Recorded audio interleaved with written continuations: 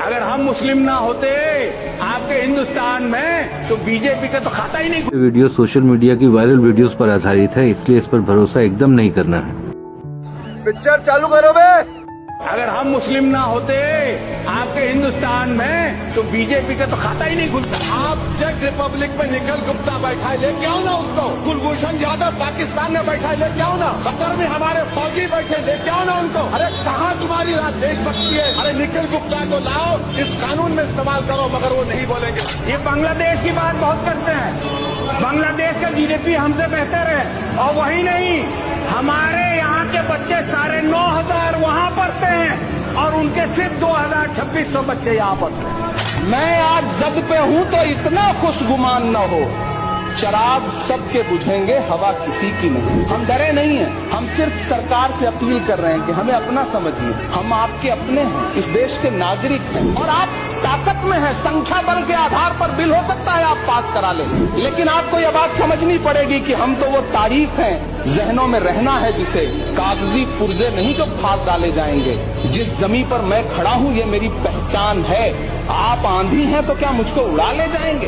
मुझसे पूछा जा रहा है कि 500 साल पहले तुम्हारी मस्जिद थी, नहीं थी। ख्वाजा अजमेरी की दरगाह कह रहे नहीं है। अरे सर, अगर मैं इस पार्लियामेंट में खोद दूं, इसमें गड़ा कर दूं, तो सारे जहां का हिस्सा मिलेगा तो मेरी हो जाएगी। What has changed, please tell me. वजीर आजम कहते हैं कि वक्त का ताल्लुक संविधान से नहीं है। अरे कौन पढ़ा रहा है? वजीर आजम को आर्टिकल 26 पढ़ा लीजिए। खुदाई चल रही है इस देश में, कई जगह खोदे जा रहे हैं। ये खुदाई हम सब सांसद मिलके करें। किसान विरोध करे, देशद्रोही है।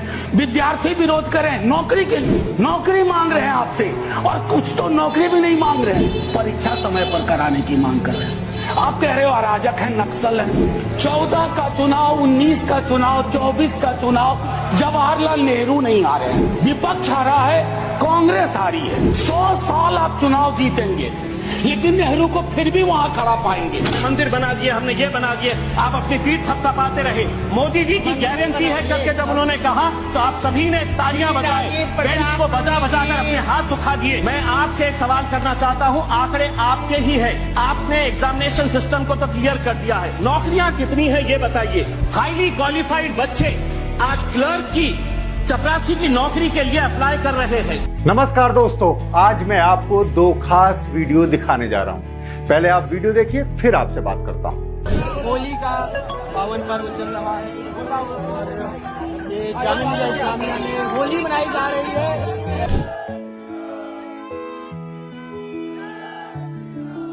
कुछ फर्क नजर आया?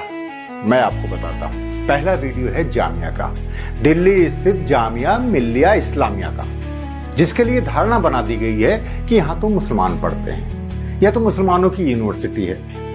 वहां कई दिन से लगातार शानदार होली खेली जा रही है, बेरोक टोक।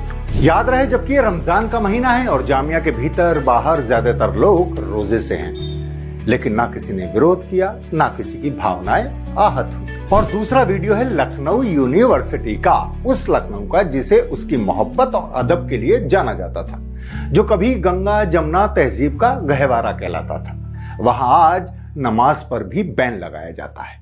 लखनऊ यूनिवर्सिटी के लाल बारादरी में ऐन रमजान के मौके पर 200 साल पुरानी मस्जिद पर मरम्मत के नाम पर ताला लगा दिया जाता है, और जब हिंदू दोस्तों की सुरक्षा में, छात्रों की सुरक्षा में मुस्लिम छात्र बाहर लॉन में नमाज पढ़ते हैं तो उनके ऊपर मुकदमा दर्ज किया जाता है।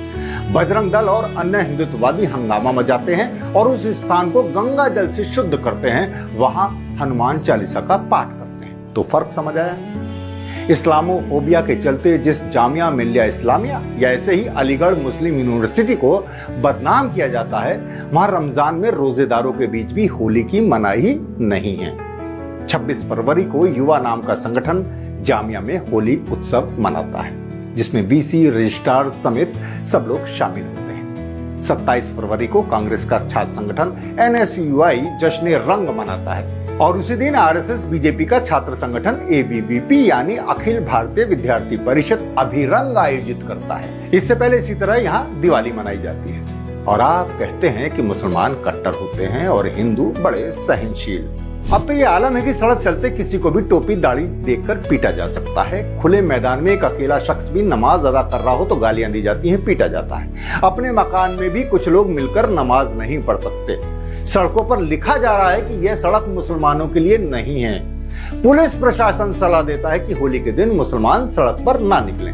अब आप बताइए कि नफरत कौन फैला रहा है और आपको कैसा हिंदुस्तान चाहिए, जहां होली, दिवाली, ईद सब मिलजुल कर मनाई जाए या जहां शांतिपूर्वक नमाज पढ़ने पर भी FIR दर्ज कर ली जाए। तो मेरे साथ कहिए होली मुबारक और ईद की अग्रिम शुभकामनाएं। अमेरिका ने कनाडा के ऊपर 25% टैरिफ लगाया तो कनाडा वालों ने अमेरिका के ऊपर वापस पलट के 35% टैरिफ लगा दिया। अमेरिका ने यूरोपियन यूनियन के ऊपर 50% टैरिफ लगाया तो यूरोपियन वालों ने भी पलट के 50% टैरिफ लगा दिया। ट्रंप झुक गया। ट्रंप ने कनाडा वाला भी टैरिफ वापस ले लिया, यूरोपियन यूनियन वाला भी टैरिफ वापस। अमेरिका ने मैक्सिको के ऊपर टैरिफ लगाया, पलट के मैक्सिको ने भी उनके ऊपर टैरिफ लगा दिया और ट्रंप झुक गया। ट्रंप ने मैक्सिको का भी टैरिफ वापस। पर भारत के अंदर ट्रंप ने भारत पे 50% टैरिफ लगाया, मोदी जी ने पलट के उनका बढ़ाया नहीं, उल्टे 11% टैरिफ जो लगता था वो भी खत्म कर। हम क्यों कमजोर पड़ गए? भारत 140 करोड़ लोगों का देश है, दुनिया का सबसे बड़ा मार्केट है। भारत, अमेरिका की सारी कंपनियां भारत आना चाहती हैं, भारत में अपना माल बेचना चाहती हैं। एक बार जरा सा 140 करोड़ लोग मोदी जी के पीछे खड़े हैं, सारा देश मोदी जी के पीछे खड़ा है। उन्होंने हमारे ऊपर 50% टैरिफ लगाया, मोदी जी कपास के ऊपर 100% टैरिफ लगा देते। देखो ट्रंप को झुकना पड़ता। कायर है ट्रंप, बुज़दिल है ट्रंप, डरपोक है ट्रंप। जिस देश ने उसको आंखें दिखाई उसके साथ ट्रंप को झुकना पड़ा। हमारे देश में इतनी अमेरिका की कंपनियां काम कर रही है, गूगल काम कर रही है, फलानी अमेज़न का। 4 अमेरिका की कंपनियां बंद कर दो, नानी याद आ जाएगी इन लोगों को। आंखें तो दिखाओ, खड़े तो हो इनके सामने, सीना तान के खड़े तो, जवाब तो दो इन लोगों को। क्यों नहीं जवाब दे रहे? क्यों कमजोर पड़े हो? क्या केवल अडानी की वजह से? उसको बचाना इसलिए पूरा देश ताक पे लगा देंगे हम लोग। अमेरिका को अगर कोई अच्छा से जवाब दे सकता है तो किम जोंग। अमेरिका जब भी इसके बारे में कुछ भी बोलता है, अभी कल तो 2-4 को हाइपरसोनिक मिसाइल मारा है, इसका सीधा कहना है अगर अमेरिका कोई एक्शन हमारे ऊपर लेगा, घेराबंदी चालू होगा तो सबसे पहले जापान को मुंगा देंगे और साउथ कोरिया को मार देंगे। ये दोनों बहुत डेवलप है। ये कहता हम क्या किए, कहा वो सब हम नहीं जानते, हम तुमको मार के खत्म कर देंगे, परमाणु बम पहले इन्हीं पे मारेंगे।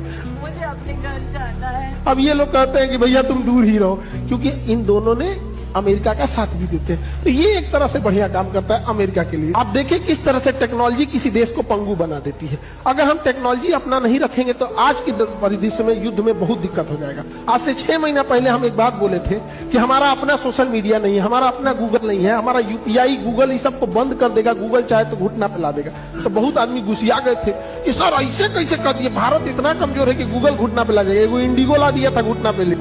ये बड़ी अच्छी बात है। एगो इंडिगो जहाज, सोशल मीडिया हम लोग का नहीं है। सोचिए ये प्रधानमंत्री का जो जहाज है हम लोग के पास, अपना प्रधानमंत्री राष्ट्रपति का जो जहाज है नहीं, बोइंग अमेरिका का है। अगर वो चाह देगा सॉफ्टवेयर रोकने के लिए तो उड़ान भरने से रोक। मुख्यमंत्री जो है अयम आत्मा ब्रह्म, ये वाक्य नहीं बोल पा रहा है, कह रहा है अयात्मा ब्रह्म। वो भी 2-3 बार प्रयास करने के बाद अयात्मा।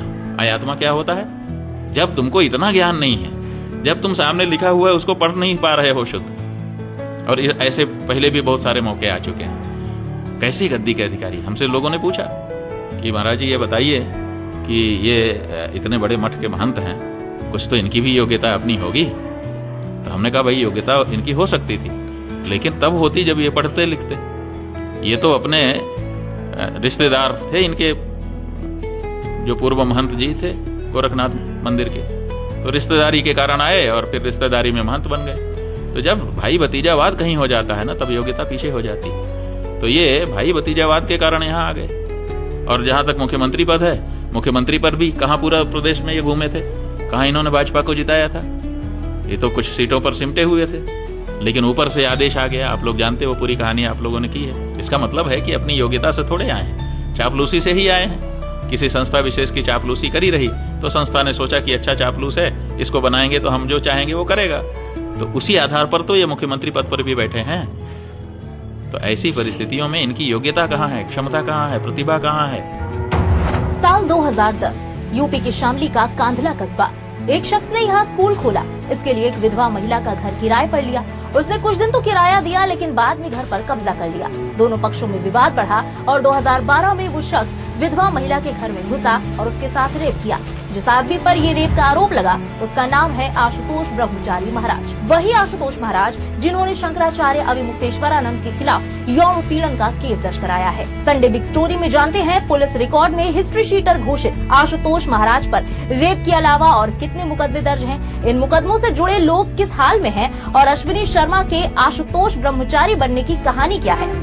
आशुतोष का शुरुआती नाम अश्विनी शर्मा था। 5 साल पहले उन्होंने अपना नाम आशुतोष ब्रह्मचारी महाराज कर लिया। 2002 में पहली बार आशुतोष पर मुकदमा दर्ज हुआ। पुलिस प्रशासन की ओर से 2019 में जारी की गई लिस्ट के मुताबिक आशुतोष महाराज पर कुल 21 मुकदमे दर्ज थे, जो अब 27 हो गए हैं। अक्टूबर 2019 को गो तस्करी के एक मामले में फरार चल रहे 25,000 के इनामी आशुतोष को शामली पुलिस ने अरेस्ट कर लिया और हिस्ट्री शीटर घोषित कर दिया। यही अमेरिका है जो वीजा नहीं दिया था नरेंद्र मोदी को जब ये गुजरात के मुख्यमंत्री हुआ करते थे। तब उस समय प्रकाश जावड़ेकर से एक मीडिया वाले ने पूछा था कि अमेरिका ने मोदी जी को तो वीजा ही नहीं दिया था। तो इन्होंने कहा था कि चुनाव में 2014 का वोट देने भारत के लोगों को आना है, अमेरिका के लोगों को नहीं। तो सोचिए, अमेरिका जो वीजा रोक सकता है एक सिटिंग चीफ मिनिस्टर का, बाद में वीजा नहीं दिया, बाद में प्रधानमंत्री बन गए तो मोदी जी को ले जाकर पिज्जा खिला रहा था। पिज्जा नमस्ते ट्रम्प किया, यही नमस्ते मोदी नमस्ते ट्रम्प, अब यही टैरिफ लगा दिया। इनका कोई भरोसा नहीं हो सकता है। ये वही अमेरिका है जो भारत को क्रायोनिक इंजन नहीं दिया था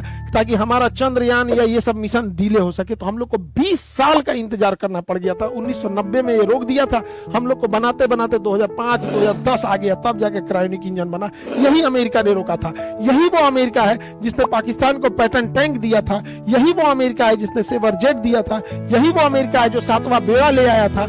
यही वो अमेरिका है जो भारत पर परमाणु बम मारने के लिए आया था। यही वो अमेरिका है जो इंदिरा गांधी को परमाणु बम बनाने नहीं दिया। ये वही अमेरिका है जिसने अटल बिहारी वाजपेयी ने जब परमाणु बम बनाया था तो भारत पर प्रतिबंध लगा दिया था। हम कैसे भरोसा कर ले इस अमेरिका के ऊपर। अच्छा महाराज जी, आप आज तक राम मंदिर क्यों नहीं गए? भाई राम मंदिर अब क्यों जाए? राम मंदिर, देखिए मंदिर जो है वो किस लिए बनता है? आराधना के लिए, उपासना के। वहां कहाँ आराधना उपासना हो रही? वहां मुसलमानों को बुला बुला करके दर्शन कराया जा रहा है कि नहीं कराया? आप बताइए, मुसलमान क्यों दर्शन करेगा? जब ये मंदिर बनाने की शुरुआत हुई तो एक मुसलमान मिट्टी लेकर के आए और उसके हाथ की मिट्टी नींव में डलवाई गई। क्यों डलवाई गई? आप बताइए, हमारे किस धर्मशास्त्र में, हमारी किस परंपरा में लिखा है कि जब मंदिर बनेगा तो उसके नींव में एक मुसलमान मिट्टी डालेगा? क्यों डालेगा? तो जिस मंदिर में मुसलमान के हाथ की मिट्टी पड़ी है, जिस मंदिर में धर्मशास्त्र का कोई विचार नहीं किया गया, जिस मंदिर की प्रतिष्ठा मनमाने ढंग से कर दी जाती है, जो मंदिर केवल प्रदक्षिणी मात्र है, वहाँ पूजा के पाठ की कोई समुचित शास्त्रोक्त व्यवस्था दिखाई नहीं देती है।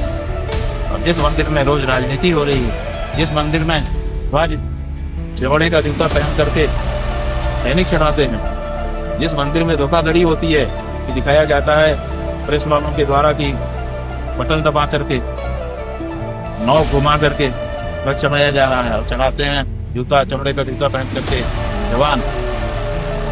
उस मंदिर में जब शास्त्र की कोई मर्यादा ही नहीं है, वहां क्यों जाए हम दर्शन करने के लिए? वहां जाकर के हम ये सब अशास्त्रीय कार्यों को समर्पण दे दें? हम गए थे, हमने राम जन्मभूमि की परिक्रमा की। जो मार्ग हमको उपलब्ध हुआ वहां से पूरा चल करके हमने राम जन्मभूमि की परिक्रमा की साष्टांग प्रणाम किया हमने। भले ही वो भ्रष्टाचारी हो, भले ही वो बलात्कारी हो, भले ही वो हत्यारा हो, ये सभी इस आधुनिक राष्ट्र की नजरों में विशुद्ध देशभक्त हैं। क्योंकि समृद्ध काल में जो मोदी भक्त है वही तो देशभक्त है, और जो मोदी भक्त नहीं है वो देशद्रोही माना जाएगा। आप खुद सुनिए। And if you are with Modi, you are with India. If you are not with Modi, you are anti-India. That's it. बस ऐसे ही गधों की वजह से तो ये देश गलत रास्ते पे जा रहा है। मतलब मोदी का विरोध करोगे तो देश का विरोध माना जाएगा, जेल में डाल दिया जाएगा। और ऐसा करने वालों को जेल में डाला गया है, फिर भले ही वो पढ़े लिखे साइंटिस्ट ही क्यों ना हो। मोदी का विरोध मतलब देश का विरोध, उठा के जेल में डाल दो, भले ही धर्मगुरु क्यों ना हो। मोदी का विरोध मतलब देश का विरोध, उठा के जेल में डाल दो, भले ही IITN सिटिंग CM ही क्यों ना हो। अब तो ये नंगी आंखों से कोई भी देख ले कि सत्ता के लालची इन भेड़ियों ने कैसे दिन दहाड़े देशभक्ति और धर्म की आड़ में संस्थाओं का भयंकर तरीके से दुरुपयोग करना शुरू कर दिया। और ये दुरुपयोग नहीं तो क्या है कि पढ़े लिखे साइंटिस्ट को सबूतों के अभाव में जेल दिया और इस बलात्कारी को बिना वजह बेल दिया। ये दिख रहा है कि कैसे हमारी संस्थाएं सड़ रही हैं। सलाम वालेकुम अब्दुल भाई। वालेकुम अस्सलाम आकाश मेरे भाइयों, हैप्पी होली, हैप्पी होली। कहाँ जा रहे हो रे? कहीं नहीं यार, नमाज पढ़ने जा रहा हूँ। और तुम ये रोड पे होली को खेल रहे हो? चौक आएगा, खेल ना सकेगा? मैं अपने घरों में खेलो होली, वरना पुलिस मारेगी। हम घर रोड पे नमाज पढ़ना है तो पुलिस मारेगी। लो पकड़ो, पहले यार नमाज पढ़ा के लाऊं। और भाई आकाश, कैसी रही तेरी होली? बढ़िया रही, तेरी कसम पूरा देश रंगीला कर दो मैंने आज। यार मेरा रोजाना होता ना, मैं भी खेलता तेरे साथ। जब मेरी सास के ऐसी थे ना पिछली बार गई, अभी तो पिछली बार भी तो रमजान में होली पड़ी। अल्हम्दुलिल्लाह, कोई बात ना बेटा, अगली बार ना की रमजान में होली पर देख, तेरा 7 कलर को इंद्रधनुष बना दूंगा। हाँ ठीक है, देख लेंगे। ख्वाजा मेरे ख्वाजा, ले बीरा गुजिया खा। मैं नहीं खा सकता। काय को ना खा सकता? तेरी अम्मी ने मना करी होगी, हिंदू के घर की चीजें खावेगी। अरे अम्मी क्यों मना करेंगी यार? अम्मी ने तो खुद बोली है कि आकाश के घर से गुजिया ले आइयो। तो हल्लू तू चौना खा रो, जबकि तेरे से घी में बनवाई है। अबे रोजा है मेरा, नहीं खा सकता मैं यार। चलिए खा ले बस। अबे रोजा है, नहीं खा सकता मैं एक भी। मेरी सास के आजकल लोग रोजा मेरा रख के एक दूसरे के आगे खा जा मैं, तो भाई गुजिया ना खाई जा रही। मतलब तू अब मुझे नीच इंसानों में मिलागा? चल कोई बात ना, मत कर ले, मैं भी ना खा रहा हूँ, मेरा भी रोजा है। बच जाए और खाऊंगा यार।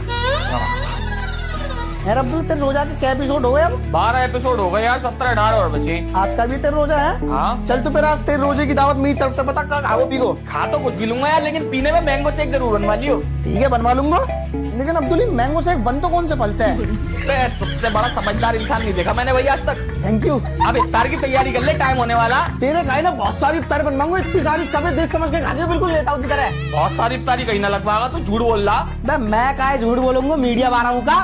हाँ ठीक है, चल लगवा। हमारा वीडियो कैसा लगा कमेंट करके बताइएगा, और हाँ, इस चैनल को सब्सक्राइब करना नहीं भूलना है। धन्यवाद। जय हिंद, जय भारत।